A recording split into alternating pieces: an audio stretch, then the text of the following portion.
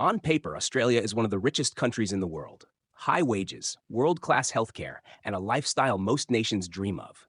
But here's the paradox. The very things that made Australia rich are now threatening to unravel it. The country is caught between China and the United States, addicted to natural resources and sitting on one of the most dangerous housing bubbles on Earth. Australia looks like paradise, but beneath the surface, the cracks are spreading. The question is Australia's wealth a blessing or a ticking time bomb? Wealth. Australia is often described as a lucky country, and in many ways that's true. By most global measures, Australians enjoy an incredibly high standard of living. Wealth equality here rivals nations like Japan and Iceland. Individual Australians rank among the wealthiest people in the world, and the country still runs one of the largest trade surpluses anywhere. But luck can be a double-edged sword. Much of this prosperity hasn't come from building complex industries or global tech giants. Instead, it has come from something far simpler: digging resources out of the ground and shipping them overseas. Iron ore, coal, gas, and agricultural products form the backbone of Australia's economy. These are the kinds of industries that can make a country rich fast, but they can also make it dangerously fragile. Think of natural resource wealth like winning the lottery. It feels like a blessing, but history shows that for many countries, it becomes a curse. Easy money discourages innovation. It makes doing anything else seem less worthwhile. And once the world stops wanting what you're selling, the whole economy can collapse almost overnight.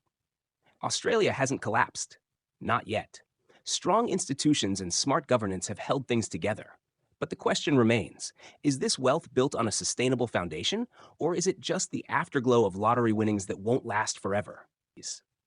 Australia's wealth doesn't just depend on what it sells. It depends on who it sells to.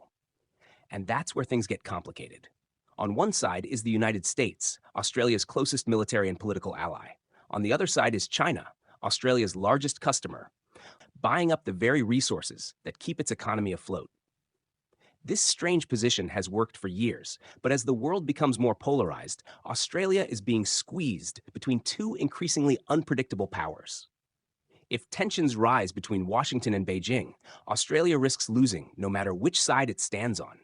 Refusing China would devastate its exports. Refusing America would shatter its security alliance. It's a geopolitical pressure cooker, and Australia is right in the middle of it. And trade isn't the only risk. Over half of Australia's goods exports are raw natural resources, with prices that rise and fall on global markets, markets that are now more unstable than ever. When the world slows down, so does Australia. When energy alternatives replace coal, Australia's second largest export could vanish. For now, things look stable. But this dependency on both volatile markets and volatile partners is the kind of hidden fragility that doesn't show up in glossy lifestyle metrics. It's the type of risk that stays quiet until one global shock suddenly makes it impossible to ignore. The housing time bomb. If there is one issue that touches every Australian household, it's housing. And in Australia, housing isn't just expensive, it's world-class expensive.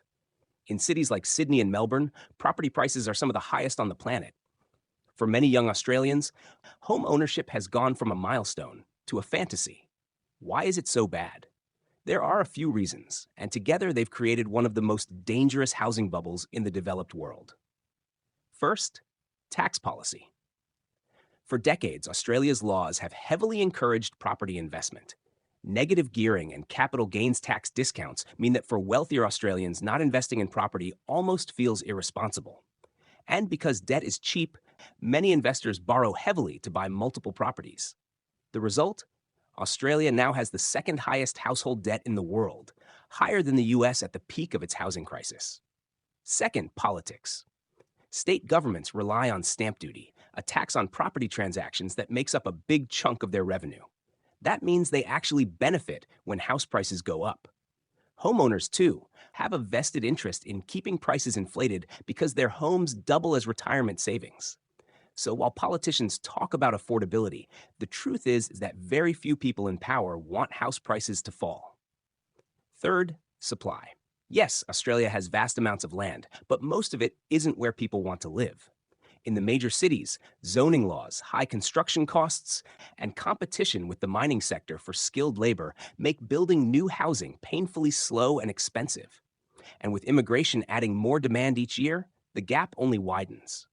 Put all of this together, and you get a market where owning a home is both a necessity and an impossibility.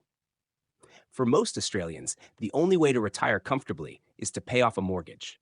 Renting is insecure, unpredictable, and often more expensive than owning long term. But getting into the market in the first place requires life-crushing levels of debt.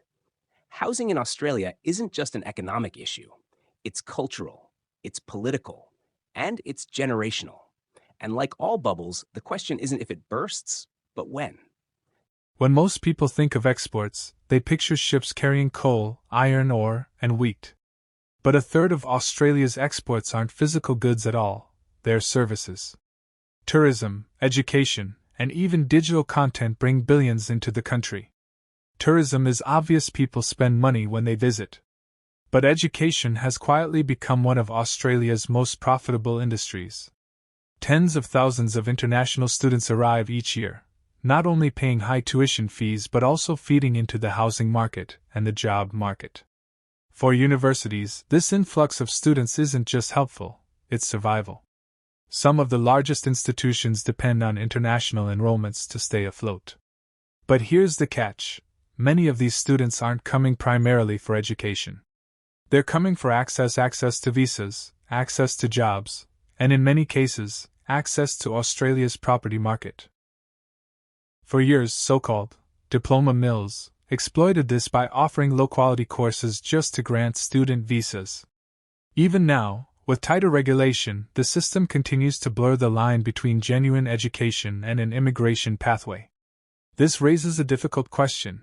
Is Australia really exporting world-class education, or is it exporting the promise of residency? Immigration is another piece of the puzzle. Australia is attractive: high salaries, political stability, and some of the most livable cities in the world. But when wealthier migrants enter the property market, demand soars, driving up housing costs even further. Government attempts to curb this, like banning foreign property purchases, often fall flat, because temporary residents and students are still allowed to buy. So on paper, service exports look like a strength. They diversify the economy beyond raw resources. But beneath the surface, they tie directly into the same vulnerabilities: housing, immigration pressure, and institutions becoming addicted to easy cash. Just like with natural resources, Australia risks mistaking short-term gains for long-term sustainability. On the surface, Australia looks like one of the most equal societies in the developed world. Income levels are high, the minimum wage is generous, and thanks to compulsory retirement savings, most citizens have at least some financial cushion. By wealth equality, Australia actually performs better than almost every other advanced economy. But statistics can be misleading. Because behind the averages lies a growing divide, not just between rich and poor, but between old and young. Older Australians bought into the housing market decades ago, when prices were far lower. Over time, their home equity grew into millions, often tax-free. At the same time, retirement systems and favorable tax policies ensured that many pay far less tax than younger workers earning the exact same income. A 65-year-old can make the same salary as a 30-year-old and still contribute only a fraction in taxes. For younger Australians, the reality is the opposite. They face record-high housing prices, crushing debt requirements, and limited protections as renters. Many are locked out of the very system that built the wealth of the previous generation. It's no wonder that surveys consistently show growing resentment between age groups, a sense that the system was fair for one generation and stacked against the next. This intergenerational divide is perhaps the most dangerous form of inequality, because it's invisible until it's too late. A society where young people feel permanently excluded from wealth building is a society sitting on a slow-moving social time bomb. So while Australia may look like an equal country, its equality is built on a fragile foundation: widespread home ownership and retirement savings. The question is, what happens when younger generations can no longer access either? Australia's paradox is this: it is one of the wealthiest nations on earth, yet it feels fragile. Its people live longer, earn more, and enjoy some of the best living conditions anywhere, and yet anxiety, debt, and generational frustration run deep. The country has built a lifestyle the world envies, but much of it rests on shaky foundations: a housing bubble, a dependence on foreign demand for resources, and a service sector entangled with immigration policy. If any of these pillars falter, the cracks could spread quickly.